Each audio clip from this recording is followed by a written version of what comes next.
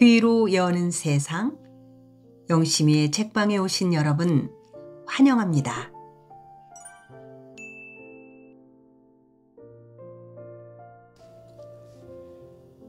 지금까지 제1권 산호의 딸을 함께 했습니다.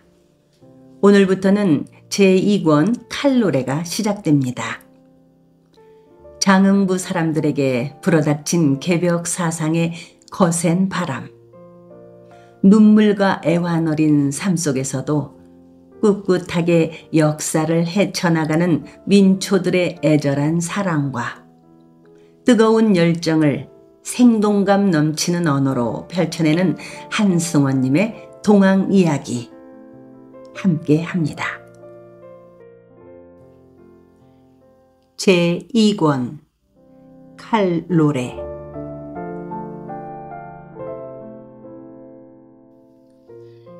1. 축생군상. 주역점. 하나 둘 셋. 이렇게 헤아리지 마시고 차분하고 경건하게 담담한 마음으로 네네네 그것을 그렇게 두 손에 나눠 주십시오. 서당 훈장 배종만이 고순호 참봉에게 주역점을 쳐주고 있었다. 사흘이 멀다 하고 찾아와 매번 쳐주는 점이지만 고참봉은 아직도 하나하나의 효 얻어내는 방법을 몰랐다. 정말 미육해서 그것을 익히지 못하는 것인지 일부러 능청을 떠는 것인지 알 수 없었다. 점을 칠 때마다 배종만이 도와주곤 했다. 배종만은 고참봉을 경멸했다. 이렇듯 멍청한 사람이 그 엄청난 재산을 어떻게 모을 수 있었을까?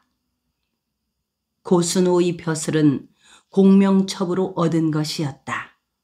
돈을 싸다가 주고 사온 것이었다. 첩지에는 능참봉이라고 쓰여 있었다. 고순호는 한 번도 어느 누구의 능관리를 하여 본 적이 없었다. 그는 매우 음흉하고 아둔하기까지 한 사람이었다. 배종만은 돈 보고 고참봉을 만나러 다니곤 하지 사람 보고 만나러 다니지 않았다. 고참봉은 윗몸을 꼿꼿하게 세우고 앉아 배종만이 손에 쥐어주는 대로 서죽, 점을 칠 때 쓰는 산까지 49개를 양손에 나누어 쥐었다. 자, 그 가운데서 한 개를 뽑아가지고 이쪽 무명지와 새끼손가락 사이에 끼우십시오. 네, 그렇게 해야 합니다. 됐습니다. 다음에는 그 왼손에 있는 산가지들을 4개씩 덜어내십시오. 마지막으로 4개가 못 되는 나머지 산가지를 아까처럼 그 무명지하고 새끼손가락 사이에 끼우십시오. 됐습니다. 고참봉이 서툴렀으므로 배종만이 다가앉아 도와주는 것이었다. 고참봉은 효짓기를 아주 배종만에게 맡겨버렸다. 배종만은 고참봉의 두 손을 꼭두각시에 그것같이 주물러댔다. 산가지를 덜어내주기도 하고 옮겨 끼워주기도 했다. 마침내 6개의 효가 다 지어졌다. 오늘 어찌된 일입니까요? 또 건이천입니다. 이것은 참으로 귀한 배입니다. 배종만은 탄성을 질렀다. 사실은 배종만이 슬쩍 속임수를 쓴 것이었다. 그럴 이유가 있는 것이 아니었다. 그냥 고참봉을 우롱하고 싶어졌다. 배종만은 말수적고 수더분하고 무던한 듯 싶지만 사실은 간사하고 교활한 사람이었다. 고참봉은 그의 속임수를 어렴풋이 짐작하고 있었다. 또한 건희천이 얼마나 좋은 괴라는 것도 짐작하고 있었다. 고참봉은 우롱당하고 있다는 것을 알면서도 고개를 뒤로 젖히고 너털거리기부터 하였다. 사람들은 어차피 서로를 속이고 서로에게 속고 사는 것이었다. 요 며칠 사이에 배종만은 벌써 3차례나 건의천의 궤를 가지고 참봉을 흐뭇하게 해주고 있었다. 그는 책을 펼쳐놓고 건의천에 대하여 말을 늘어놓기 시작했다. 배종만은 건의천 부분을 거의 외고 있다시피 했다. 건은 크게 발전하는 것이고 위대한 창조력의 근원입니다. 이 근원의 힘에서부터 천지 만물은 생성되기 시작한다. 건은 하늘의 법칙을 맡아 다스린다. 구름은 하늘을 날고 비는 대지를 축축하게 적신다.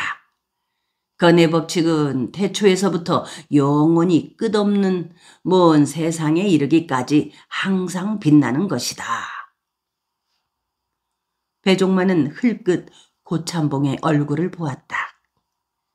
고참봉은 반가부좌를 들고 앉은 채 눈을 감고 있었다. 그는 배종만의 궤풀이에 취해 있는 것이었다. 배종만은 속으로 고참봉을 비웃었다. 내 놈이 대관절 무엇을 아는 놈이냐. 돼지처럼 밥 배부르게 먹고 첨년이나 종년들의 엉덩이나 두드리고 젖가슴이나 만지고 정력 넘치면 그년들의 아랫몸 앞에서 무릎 꿇기 잘하는 놈 아니냐. 만호 찾아다니면서 아부아첨하고 갯벌밭을 짱뚱이들같이 뒤지며 사는 무지렁이들 끌어다가 사형이나 일삼고 그들이 잡은 고기를 빼앗고 곡식 구워주었다가 논밭 빼앗고 그렇게 하여 부자된 놈 아니냐. 이놈의 세상이 안팎으로 5,6월 장바닥에 홍어창자같이 속속들이 썩었기에 너 같은 놈들이 부른 배를 두들기고 사는 것이다. 배종만은 그런 자들 앞에서 늘 웃음 지으며 사는 스스로의 신세가 슬펐다. 그렇지만 어찌할 수 없는 일이었다. 건의 법칙을 본뜨면 천하의 모든 것들은 고루 태평하게 다스려진다. 군자는 이 궤상을 보고 스스로 마음을 가다듬어 쉬지 않아야 한다. 물속의 용은 때를 기다린다. 이렇게 대상, 초양, 이양, 삼양풀이를 해주면서 배종만은 내 놈이 어떻게 건의 법칙을 본뜰 수나 있기나 하겠느냐? 어떻게 이 궤상을 보고 스스로 마음을 가다듬을 수 있겠느냐? 하고 속으로 투덜거렸다. 깊이 따지고 보면 주역에는 거역의 뜻이 담겨 있는 것이었다.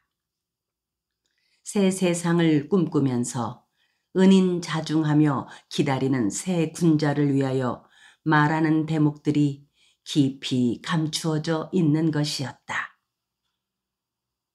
나르는 용이 하늘을 달리듯이 덕 높은 인물이 제왕의 지위에 오른다. 훌륭한 제왕에게는 훌륭한 일꾼들이 모여들어 그를 보필한다. 그의 궤풀이를 들으면서 고참봉은 허허허허허 하고 너털거렸다. 만면에 화색이 돌아 있었다. 얼굴 창백한 배종만은 해벌어진 고참봉의 입을 보면서 속으로 이죽거렸다. 내 놈한테 무슨 덕이 있긴 하느냐. 배종만은 구역질이 났다. 그는 고참봉의 그늘에서 잘 먹고 잘 살고 있었다. 고기도 얻어다 먹고 곡식도 가만히째로 들어다가 먹었다. 고참봉은 아부아첨하고 교원 영색 잘하는 그에게 넉넉하게 베풀었다. 돈은 참으로 좋은 것이다. 제복이라는 것은 눈도 코도 없는 것이다. 이렇게 돌대가리 같은 자에게 제복은 있게 마련이다. 이제는 참봉은 엽전을 귀찮아했다. 일본의 은전을 은밀하게 모으고 있었다. 가끔씩 만호가 사주하는 대로 일본 배에다가 곡식을 실어주고 은전을 받아 챙기곤 했다. 참봉어른, 그날 점괘가 건의천일 때는 상향을 항상 주의 깊게 들어야 합니다. 꼭대기까지 오른 용은 후회하는 일이 있게 된다. 차면 키우는 법이다. 어찌 영속하기를 기대할 것인가. 하늘의 도리를 본받은 위대한 덕행이라도 자신을 내세워 과시함이 없이 베풀어야 진실로 훌륭한 것이다. 늘 한 걸음 물러서는 겸손과 조심성이 있어야 한다. 상향과 용양의 풀이를 말해주면서 배종만은 속으로 소리쳤다. 내 놈한테는 이 모든 것들이 세귀의 경리길 뿐이다. 화색이 도는 고참봉의 얼굴을 흘끗 보면서 그는 절망감을 맛보았다. 고참봉의 몸은 비단 옷에 감기어 있었다. 까만 유건을 쓰고 있었다. 얼굴에는 기름기가 흘렀다. 배 훈장이 아시다시피 요즘에 매우 조심스럽게 일을 시작하고 있어요. 고참봉은 온몸을 좌우로 천천히 흔들면서 말했다. 내과 정자 옆에 연못파는 일과 돌다리 놓는 일에 대한 이야기를 하고 있었다. 고참봉은 죽어 지옥에 떨어질 위인이라고 배종만은 생각했다. 고참봉은 마땅히 그 연못 파는 일을 중단해야 하는 것이었다. 나를 보필하는 아랫것들이 한사코 그 일을 이번에 하지 않으면 시기를 놓치고 만다고 보채고 서두르는 바람에 그냥 모른 채 하고 두고 보기로 했습니다. 고참봉의 말에 배종만은 짜증이 났다. 참았다. 고참봉은 자기의 베품에 대하여 이야기하고 있었다. 덕이라는 것이 무엇인고 하니 바로 이런 것이오. 한 마을에 부자 한 사람이 살면 그 옆에 사는 무지렁이들이 하다못해 쭉정이 한 줌, 거친 겨 한 바가지, 뜸을 한 것이라도 얻어먹을 수 있게 되거든요. 날품이라도 덜어먹을 수 있고 그 부잣집 논두렁에서 나물 한 줌이라도 캐 먹을 수 있는 것이지요. 또한 그 부잣집 정원에 심어놓은 꽃이라도 한번 볼 수 있고 가야금 소리라도 한번 들을 수 있기 때문에 이 세상이 삭막한 것으로 느껴지지 않을 수도 있는 것입니다. 기왕 세운 정자 앞에 연못을 파고 그 속에 연꽃을 심고 냇물 위에 다리를 놓는 문제도 그런 의미에서 놔두기로 했어요. 훈훈한 냄새라는 것이 얼마나 중요합니까? 그것이 덕이라는 것이고 그것이 인이라는 것일 거라고 나는 생각해요. 머지않아 만호 장군이 우리 마을로 나를 찾아올 것이오. 만호 장군이 우리 마을에 한번 다녀간다면 첫째로 마을에 도둑이 들지 않을 것이오. 그리고 다른 마을 사람들이 우리 마을을 얼마나 우러러보겠어요. 그야말로 양반 마을이 될 것이고 혼인빨이 잘 살 것이오. 또 천둥벌구숭이 같은 욕조리라는 것들도 함부로 들락거리지 않게 될 거란 말이오. 그 얼마나 좋은 일이겠어. 그것이 바로 성인들이 설파한 덕이나 인이 아니고 무엇이겠소? 고참봉은 덕이나 인이라는 것을 제 마음대로 해석하고 있었다. 무얼 모르면 입 다물고 가만히 있기만 하면 좋으련만. 기어이 그는 무식한 대가를 내느라고 늘 무식한 소리를 하곤 하였다. 배종만은 피곤했다. 그렇지만 피곤한 내색을 할 수 없었다.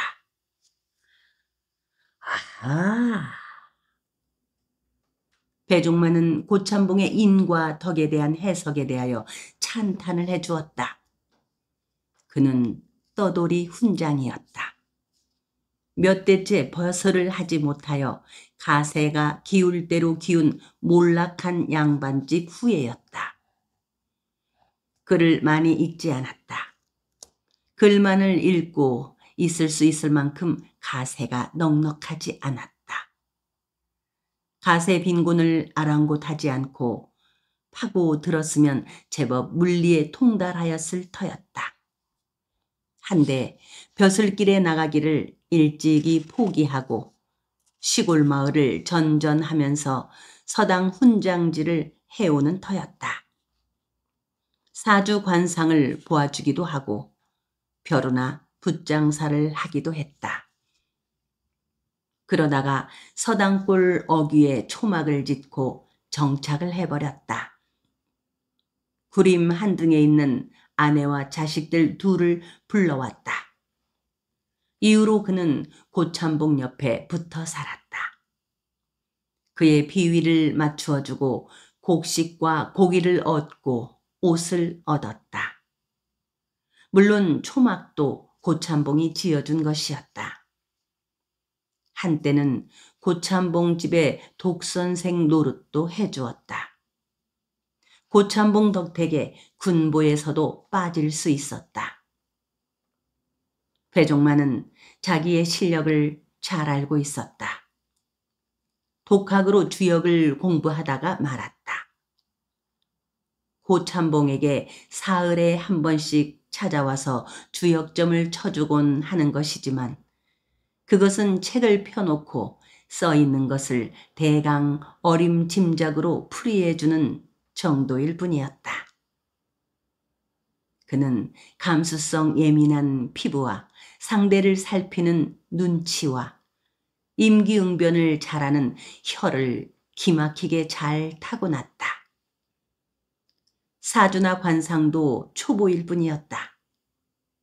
그러면서도 그는 자기보다 모르는 사람들한테 그 모든 것들을 이미 환하게 통달한 사람같이 의젓하게 굴곤 하였다. 그의 의젓함에 머리를 조아리고 고개를 끄덕거리는 사람들을 그는 한편으로 고마워하고 다른 한편으로 경멸하곤 했다. 물론 자기의 속물근 성을 스스로 혐오하기도 했다. 그는 외줄 타는 광대처럼 살아가고 있었다. 떨어지면 허리나 고개가 부러져 죽는 것이다. 그는 언제나 불안해하며 살고 있었다. 떨어지면 어떻게 할까? 사람들이 내 재주를 신통해 하지 않으면 어떻게 할까? 그 두려움을 떨쳐버리기 위하여 기인처럼 살아가는 재주를 부렸다. 술을 거침없이 들이켜고 200이나 두보나 도연명의 시들과 삿갓 김병연의 풍자시들을 줄줄 외웠다.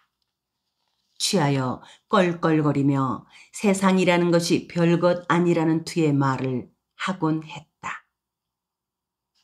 남다르게 사는 그것이 부족한 재주를 덮어주었다. 빌어먹을. 사는 것이 이런 것인가 하고 그는 늘 탄식하곤 하였다.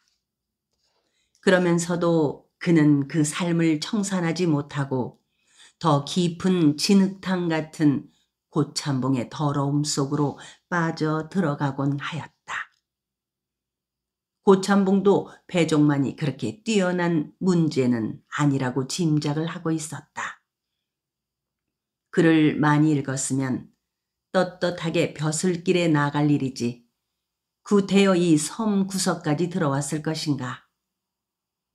왜 향교나 서원 출입도 제대로 하지를 못하는 것인가.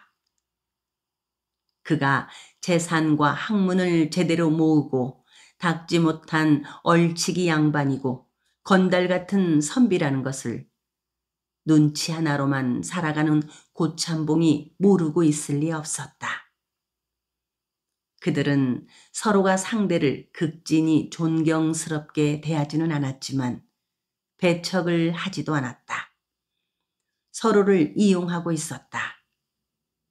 고참봉은 무지렁이들의 살코기를 배 불룩하게 뜯어먹은 다음 입을 크게 벌려주곤 했고, 배종만은 안이 굽고 더럽다고 생각을 하면서도 고참봉의 이빨 사이에 낀 고깃점들을 뽑아주고 그것으로 아쉽게 배를 채우곤 했다.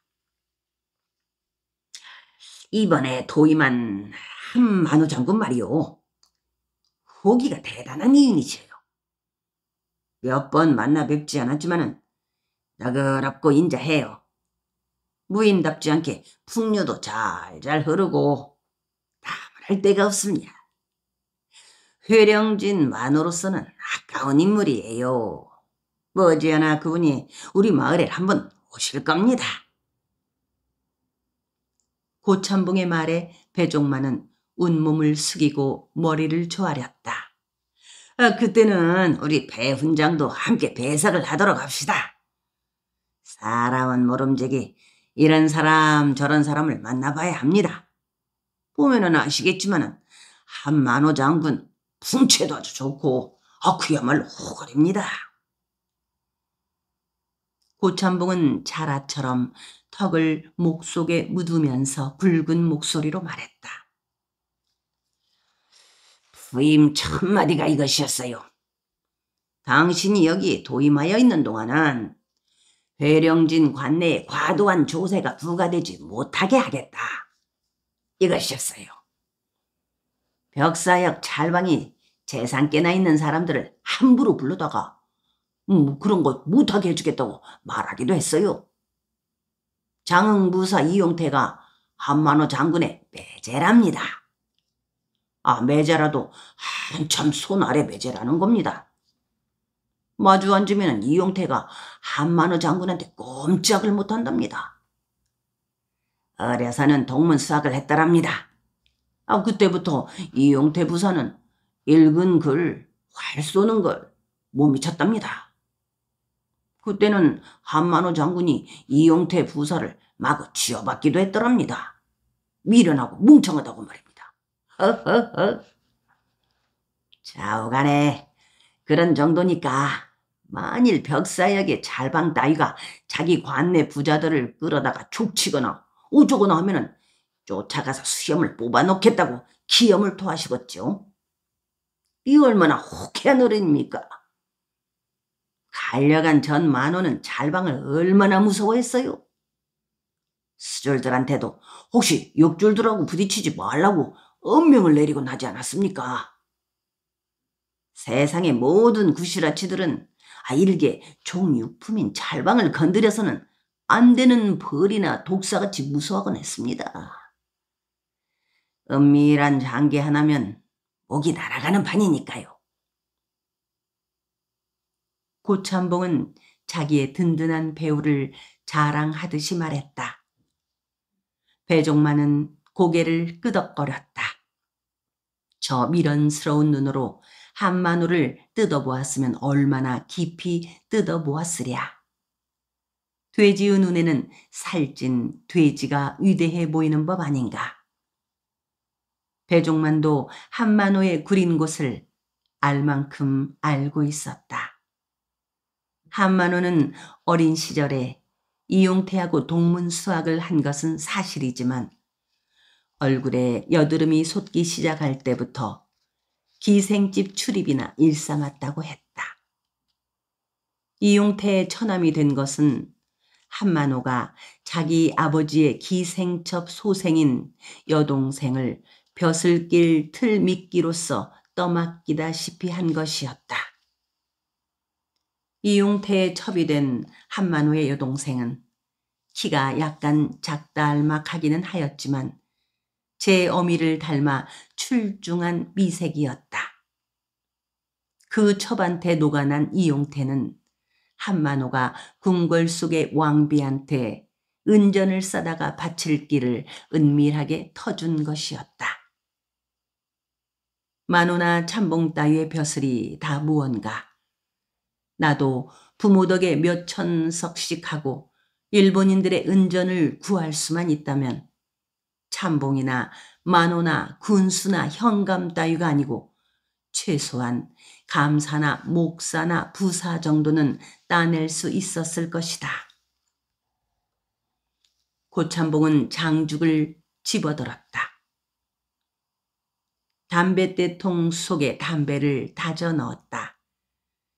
그것을 화로 속에 찔러 넣었다. 단호 안에는 연못이 다 되고 연끝까지 심어야 할 터인데 그 정자에서 이해 여름을 나야 하는데 어찌 될지 모르겠어.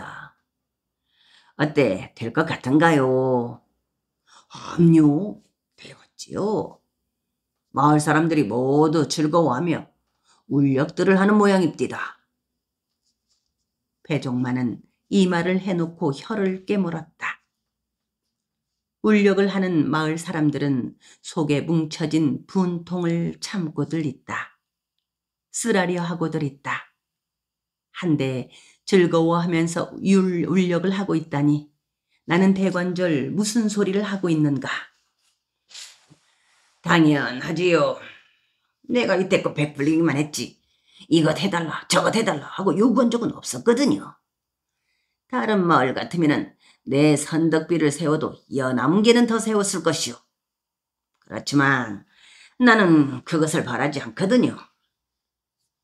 배종만은 눈을 거슴츠레하게 뜨고 고참봉의 얼굴을 건너다 보았다. 고참봉은 자기의 속셈을 드러내고 있었다. 언젠가는 근동 사람들한테 자기의 선덕비를 세워달라고 할 모양이었다. 큰일을 낼 사람이다. 근동 사람들은 다른 사람이 아닌 고참봉 때문에 부항이 들고 3년 가뭄 속에 풀잎들같이 말라 비틀어질 것이다. 장죽에 물뿌리를 빨다가 고참봉은 문득 참, 배원장한테 이것을 물어보려고 마음을 먹고 있었는데 이때껏 깜빡 잊고 있었구만요. 저기 정자 앞에 파고 있는 그 연못 이름을 뭐라고 지었으면 좋겠소? 거기 놓을 다리 이름도 하나 생각을 해보시오. 장죽의 물부리에서 담배 연기를 빨아 뿜으면서 고참봉은 밤새도록 생각했는데 마땅한 것이 없어요. 겨우 부용지, 부용교 이런 걸 생각했나는데 그것이 너무 흔한 이름이라는 거 진부한 것 같기도 하고 하고 말을 한 다음 배종만이 끼어들 틈도 주지 않고 그런데 오늘 내가 아주 중대한 일을 하나 결정하지 않으면 안 되는데 오늘 내 신수가 어떻겠소? 찾아오는 사람이 하자는 대로 그냥 밀고 나가도 되겠소? 아주 참으로 먼 데서 찾아오는 사람인데 하고 물었다. 주역점에 나타난 신수를 묻는 것이었다. 배종만은 눈길을 떨어뜨렸다. 주역점을 그런 하루하루의 신수쯤에다가 쓰는 것은 모독이었다. 그렇지만 그는 고참봉의 얼굴을 건너다 보면서 고개를 끄덕거렸다. 아이고, 오늘 괴가 건이천입니다. 주역 안에서 그 이상으로 좋은 괴는 없습니다. 그리고 연못 이름, 다리 이름으로는 조금 전에 말씀하신 부용지, 부용교가 그야말로 제격입니다. 고참봉은 눈을 내리깐 채 담배 연기를 거듭 빨기만 했다. 그는 배종만의 말을 듣고 있지 않았다. 배종만에게 다리 이름과 연못 이름에 대하여 물은 것은 그냥 해본 소리일 뿐이었다. 이미 부용지, 부용교로 할 작정을 하고 있었다. 배종만도 그가 그렇다는 것을 간파하고 있었다. 고참봉의 얼굴에 음흉한 웃음이 감돌고 있었다. 얼마쯤 뒤에 고참봉은 참지 못하겠다는 듯 웃어대기 시작했다. 그 웃음소리가 담뱃대 물부리를 문 입술 사이로 터져 나왔다. 얼굴이 온통 일그러졌다. 눈물이 흘러나올 정도였다. 웃음 뒤끝이 천덕스럽고 간사스럽고 비굴스럽게 하고 자지러졌다. 이 사람이 왜 무엇 때문에 이처럼 웃어댈까? 배종만은 당황하면서도 엉거주춤 고참봉을 따라 웃었다. 디딜방아 말이요.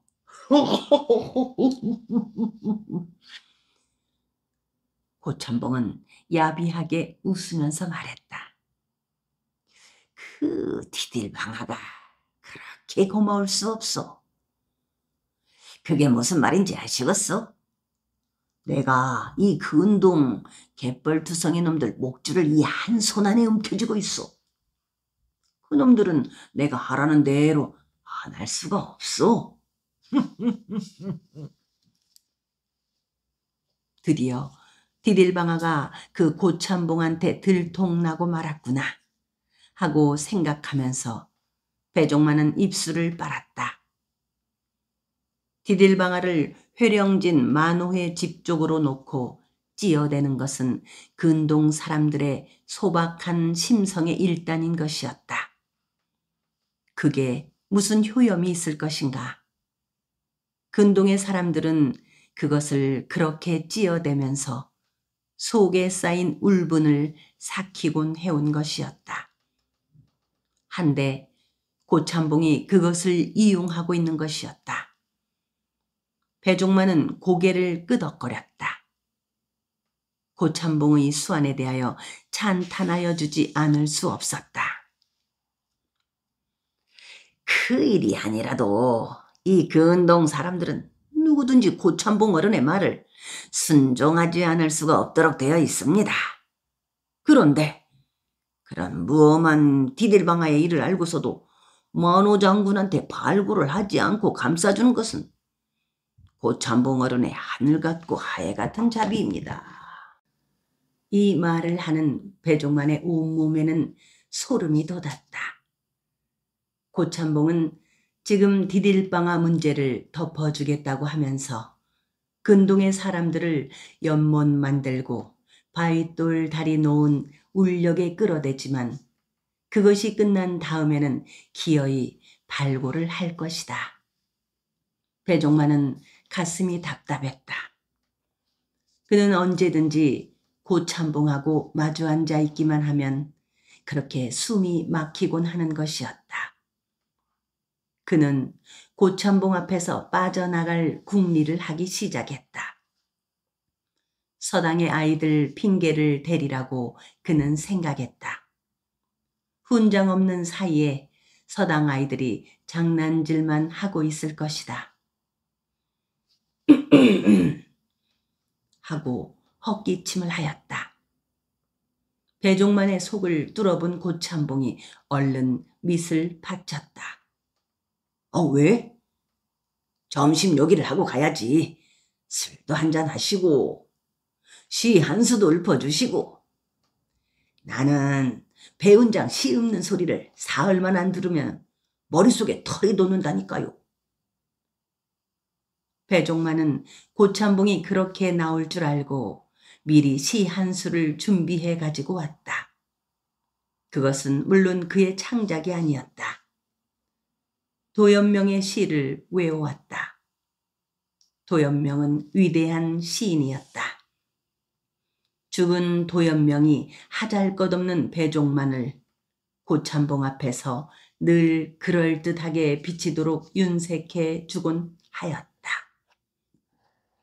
술상이 들어왔다. 그 술상을 들고 들어온 것은 구름내였다. 구름내는 바우의 아내였다. 그녀는 곱게 머리를 쭉 찌고 치마 저고리를 곱게 차려입고 있었다. 그 집의 종도 아니고 그렇다고 고참봉의 첩도 아니었다. 드난살이하는 여자도 아니었다. 고참봉 집에 붙박혀 살고 있었다. 나이 30이 넘었는데도 그녀는 아직 수처녀같이 앳되었다. 구름예는 배종만을 잘 알고 있었다. 그에게 눈길 한 번도 주지 않고 나가버렸다. 술잔을 든 채 고참봉은 기다렸다.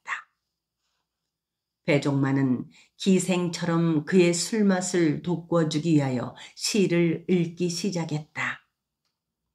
준비해온 도연명의 시였다.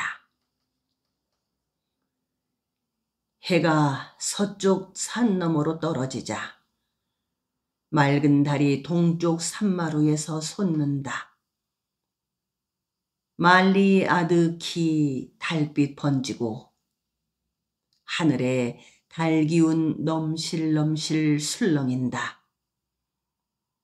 바람은 방문 사이를 엿보고 한밤중에 싼을 하여라. 외로운 베갯머리. 여기까지 읊었을 때 고참봉은 하고 탄성을 지르면서 술잔을 높이 들어올렸다. 배종만은 눈을 거슴츠레하게 뜨면서 계속해 읊었다. 몸 움츠리며 계절 변함을 슬퍼하고 엎치락 뒤치락 잠문 이루며 긴 밤을 앓는다. 정담 나누고 함께 노래 부를 짝도 없이 술잔 들어 외로운 그림자에 권한다. 세월은 나를 버리고 나는 뜻을 이루지 못하니 가슴 속 텅 비고 처량하여 내 영혼 밤 하얗게 밝히며 헤매이고 또 헤매인다. 배종만이 시를 읽고 나자 고참봉은 내 영혼 밤 하얗게 밝히며 헤매이고 또 헤매인다 하고 다시 탄성을 지르고 나서 술을 단숨에 들이켰다. 배종만도 술을 들이켰다. 그는 그 시를 마치 자기가 짓기라도 한 듯 그 시 속으로 젖어 들어가 있었다. 술을 들이켜고 나서 고참봉은 안주를 집어먹으려 하지 않았다. 시흥에 취한 채 하고 있었다. 쥐뿔이다 하고 배종만은 속으로 소리쳤다. 내 놈이 시흥을 알기나 하느냐. 시는 인생의 외로움을 체득해야 맛볼 수 있다. 허무와 적막을 알아야 한다.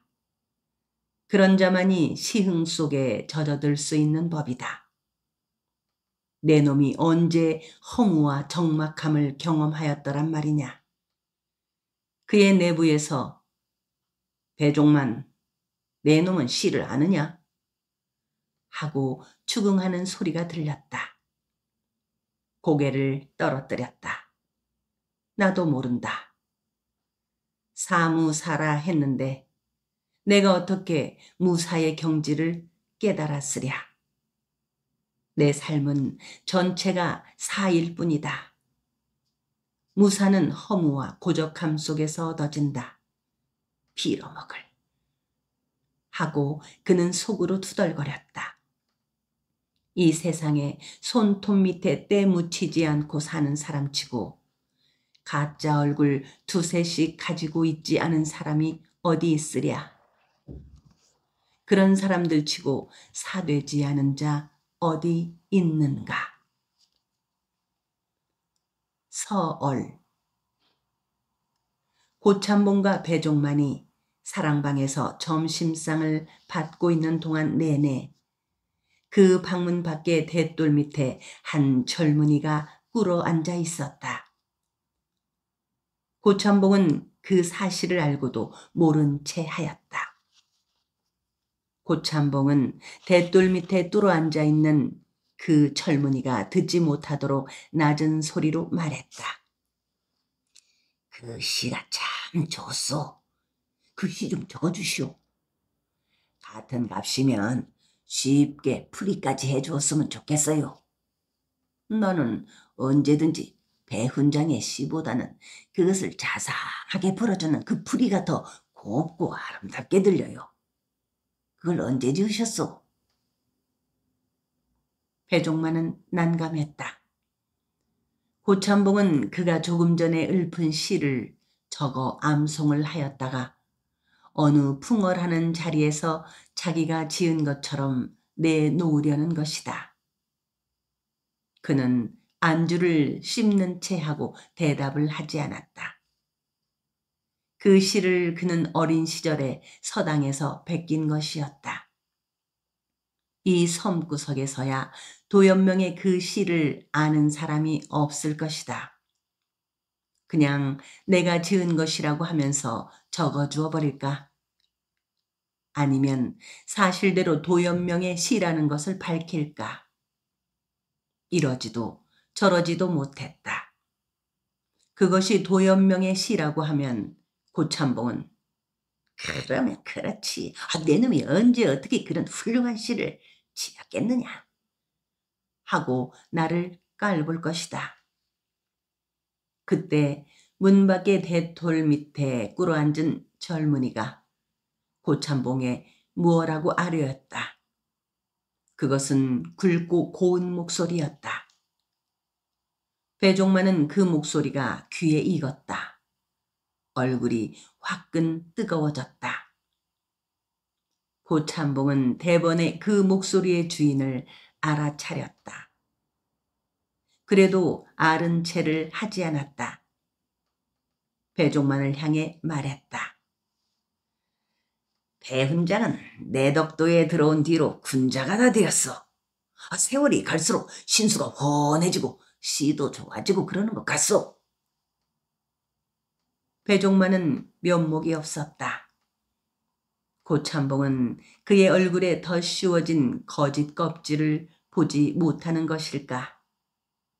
그것이 거짓 껍질인 줄 알면서도 짐짓 속아주는 것일까? 나으리, 저 이철이옵니다. 나으리께 드릴 말씀이 있사옵니다. 문 밖의 대돌 밑에 꿇어앉은 젊은이가 보다 또렷하고 큰 목소리로 말했다. 고참봉이 그제서야 약간 구부리고 있던 허리를 폈다. 턱을 목 속에 더 깊이 집어넣으면서 밖을 향해 근엄하게 말했다. 무슨 일이더냐?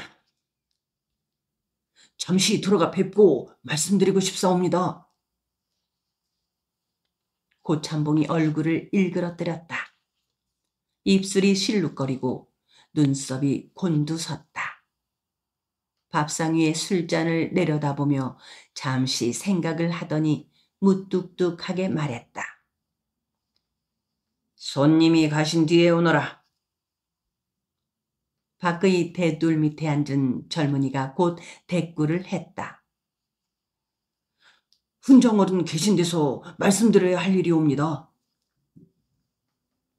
고참봉은 한동안 담뱃대 물뿌리만 빨아댔다.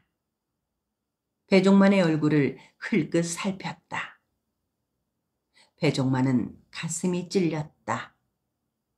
문 밖의 대돌 밑에 꿇어 엎드린 젊은이는 조금 전에 배종만이 읊은 도연명의 시를 다 들었을 것이다. 그래, 들어오너라. 고참봉은 불쾌한 소리로 말했다. 문 밖의 대돌 밑에 엎드려 있는 젊은이는 고참봉의 서자 고이철이었다. 첩의 몸에서 태어난 사내이기는 하지만 고이철은 체구가 작달막하면서도 단단하고 얼굴이 수려했다. 사려도 분명했다. 얼마 동안 배종만에게 다니면서 글을 읽었다. 두 해를 다 넘기지 못했다.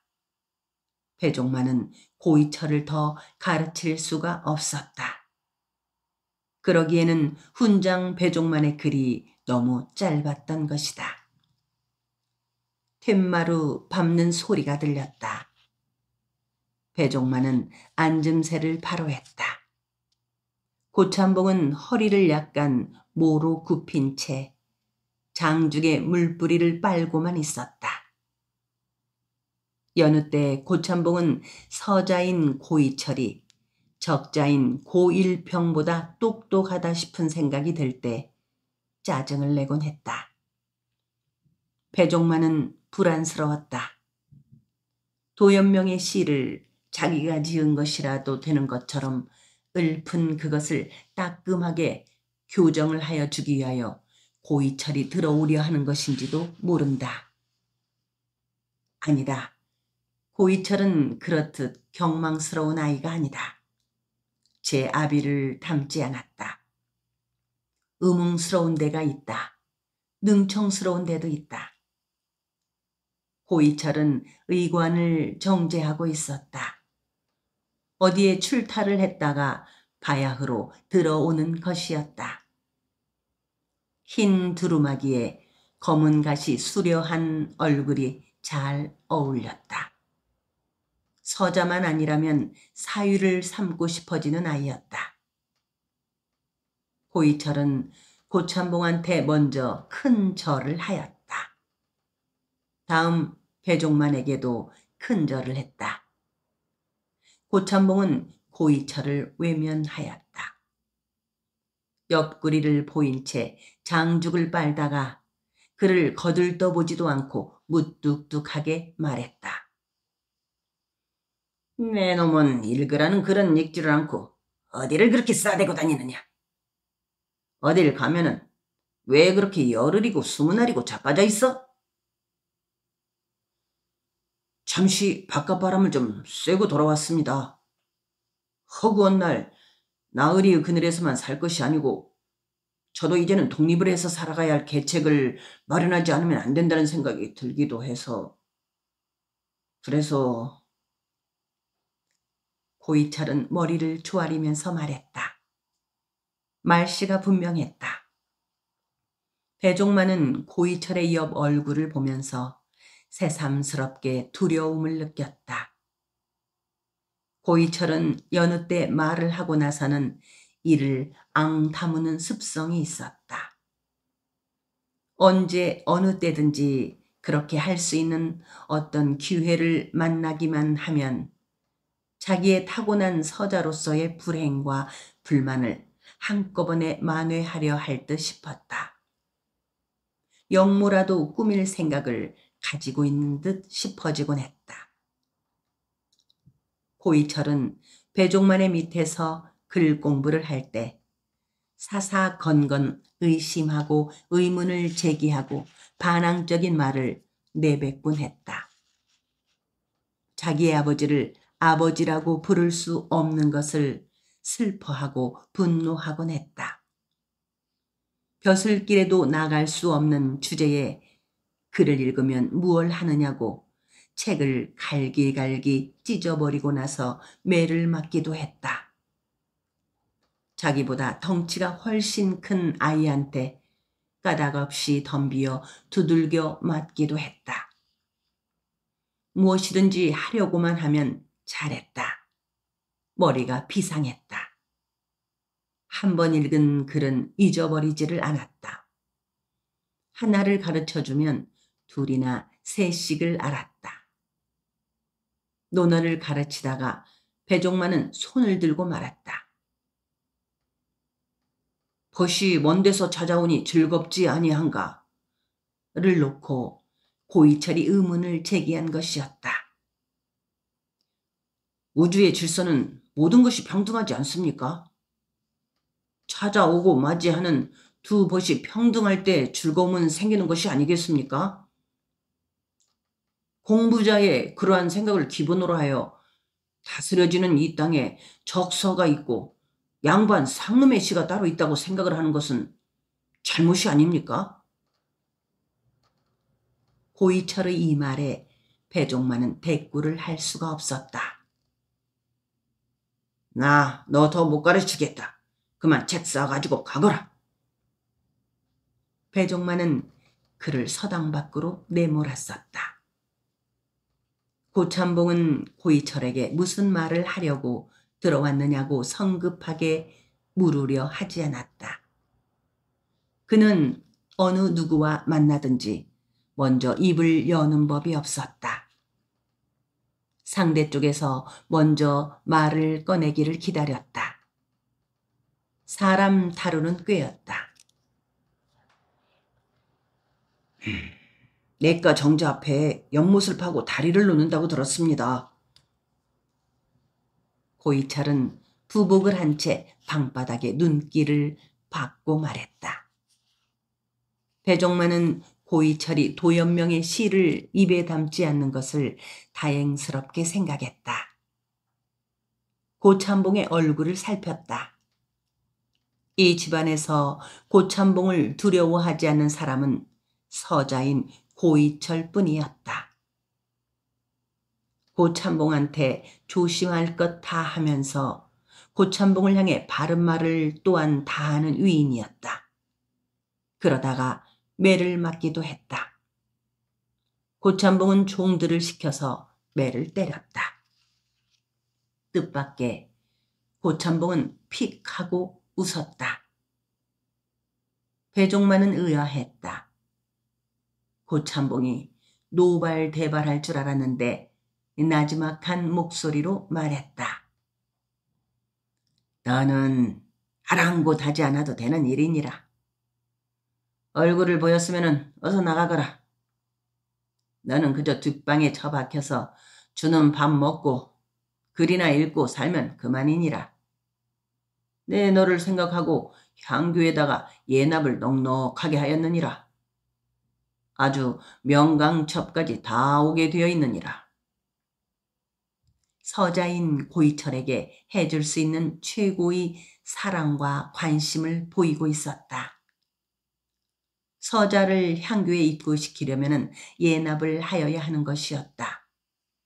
그러면 액외 교생으로 서재에 편입되는 것이었다. 그러면 군보에서 빠질 수 있었다. 한데 서재 교생에게는 액내 교생인 동재 교생들보다 까다로운 고강 시험이 있곤 했다.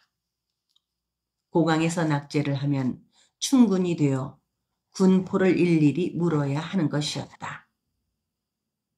그 고강 절차를 면제받을 수 있는 것이 면강첩이었다. 기가 막히게 좋은 세상이었다. 돈으로 되지 않는 것이 없었다. 향교에서 운영 재정을 위하여 면강첩을 한없이 남발하고 있었다. 고이철은 수그러들지 않고 또렷한 목소리로 대꾸를 했다. 나으리, 지금 제가 향교에 입교를 하고 못하는 것이 중요한 문제가 아니옵니다. 저는 입교하지 못하고 수자리를 살아도 좋고 군부에 들어도 좋습니다. 나으리, 지금 우리 마을 사람들한테 연못하고 바위돌 다리를 놓는 울력이나 붙이고 계실 때가 아니옵니다. 마을 사람들의 실생활에 아무 쓸모가 없는 양반 몇 사람의 풍류를 위해서 필요할 것일 뿐인 그 역사에 피땀을 흘리게 해서는 안 되옵니다. 지금 보릿고개이옵니다. 부황 든 사람들이 한둘이 아니옵니다. 제 말씀을 가벼이 흘려보내지 마십시오. 옆 사람들의 달콤한 말은 뒷날 무서운 독과 화가 되어 되돌아올 수도 있습니다. 배종만은 가슴이 쏨뻑 뚫리는 듯 싶었다. 자기는 고이철의 눈에 참봉에게 달콤한 말이나 해주는 간사한 위인으로 비쳐 있었다. 고이철은 배종만을 경멸하고 있는 것이었다. 고참봉은 장죽의 물뿌리를 거듭 빨기만 했다. 마을 사람들이 자진하여 하는 일이라고 들었다. 그 이야기라면 다 알아들었으니 물러가 있거라. 그 문제, 저 문제들에 대해서는 다 헤아리고 있는 바가 있느니라. 내 살을 조급하게 가까이만 보고 판단하지 말고 경거망동하지도 말고. 고이철은 물러갈 기미를 보이지 않았다. 잠시 방 안에 정막이 감돌았다. 허드렛물 버리는 소리가 들려왔다. 닭이 한가롭게 회를 치고 울었다. 고참봉이 퉁명스럽게 말을 돌려버렸다. 더 이야기하고 싶거든. 이번에 어디 바람을 어떻게 쐬고 왔는지나 말해보도록 해라. 내가 보기로 세상은 어떻게 흘러가고 있더냐. 고참봉은 고이철을 아들로 대접해주지 않으면서도 배종만에게는 은근히 그 아들의 재주를 내보이려 하곤 했다. 세상은 바닷물의 흐름과 같이 큰 흐름과 작은 흐름이 있다는 것을 알았습니다. 작은 흐름은 제 아무리 그것이 세차도 결코 큰 흐름을 거스를 수 없다는 것을 배웠습니다. 매천을 배웠습니다. 배종만은 뒤통수를 한 대 얻어맞은 것 같았다. 서출인 주제에 그러한 분을 어떻게 만나 뵈었더란 말인가. 과연 그분이 고이철을 만나주기나 했을까. 황매천은 꼬장꼬장하기로 소문난 유학의 거봉이었다. 해월 선생님도 만났습니다. 고이철은 한결같이 방바닥에 눈길을 받고 있었다. 고참봉은 눈살을 찌푸렸다. 장죽의 물뿌리를 빨고만 있었다. 고이철이 무슨 말을 하려는 것인지 불안스러웠다. 그렇지만 대수롭게 않게 여기기로 했다. 배종만은 그 아이 정말 큰일 날 아이로구나 하고 속으로 부르짖었다. 그는 고참봉과 고이철을 번갈아 보았다. 고참봉이 곧 호통을 치리라고 생각했다. 담뱃대통으로 정수리를 칠지도 모른다고 생각했다. 그런데 고참봉은 담담했다. 고이철이 말을 잇기를 기다리고 있었다. 아, 고참봉은 해월이라는 사람이 누군지를 모르고 있구나 하고 배종만은 생각했다. 고참봉에게 해월이 혹세무민하는 동학의 2세 괴수 최수형이라는 것을 귀뜸해 주어야 할 것 같았다. 그걸 알고 나서 고이철의 말을 이어 듣도록 해주어야 할 것 같았다. 고참봉은 매천과 해월이 어떤 사람인가를 알지 못하면서도 고이철에게 근엄하게 묻고 있었다. 그래, 그 사람들한테서 무슨 냄새를 맡았더란 말인고? 한쪽에서는 썩은 고목 속에 박혀있는 단단한 광소롱이 같은 느낌을 받았고, 다른 한쪽에서는 무지렁이 머슴 같은 느낌을 받았습니다. 광소롱이는 천년이 가도 썩지 않습니다. 한데 그쪽에는 사람들이 별로 많이 모여들지 않았습니다. 무지렁이 머슴 같은 최보딸이라는 그 어른한테서는 사람들이 구름같이 모여들었습니다. 그렇게 모여드는 까닭이 있었습니다.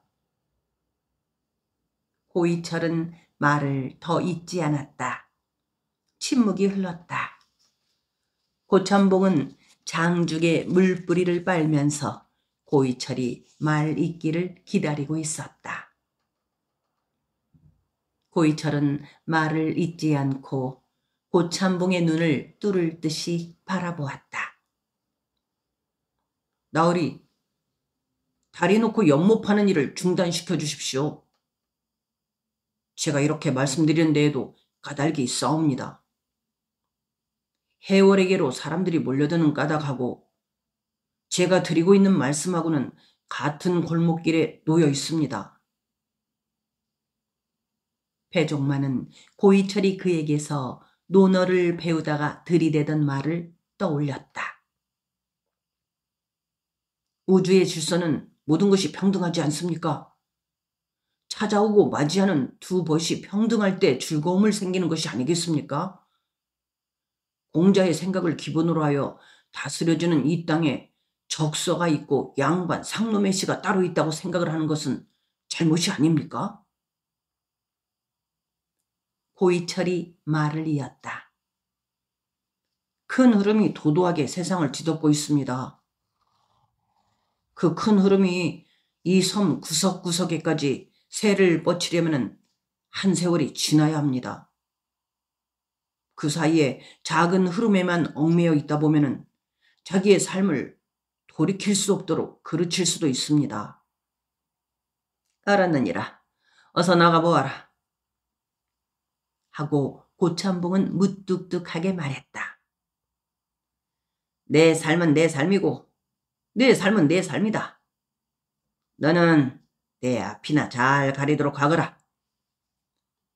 고이철은 한동안 방바닥을 뚫을 듯이 보고 있다가 머리를 깊이 조아려 몸을 일으켰다. 문을 열고 나간 고이철의 발자국 소리가 마당 저쪽으로 사라졌을 때 고참봉은 혀를 끌끌끌 찼다. 고이철이 닫고 나간 문을 멀거니 보고 있다가 입을 열었다. 한만호 장군이 풍어를 썩 잘한단 말이오. 문무를 겸했어요. 나 참조를 할 참이니까 아까 그 시를 좀 적어주시오. 배종만은 얼른 대꾸를 하지 않았다. 고이철이 무슨 음모인가를 꾸미고 있다 싶었다. 양반 상놈을 구별하는 세상을 쓸어 없애고 개벽 세상을 불러와야 한다고 나선 동학에 입도를 했는지도 모른다. 동학의 새가 큰 흐름일까? 나라에서는 마침내 동학을 허락해 줄까? 죽은 동학의 괴수 최재우의 신원을 해줄까?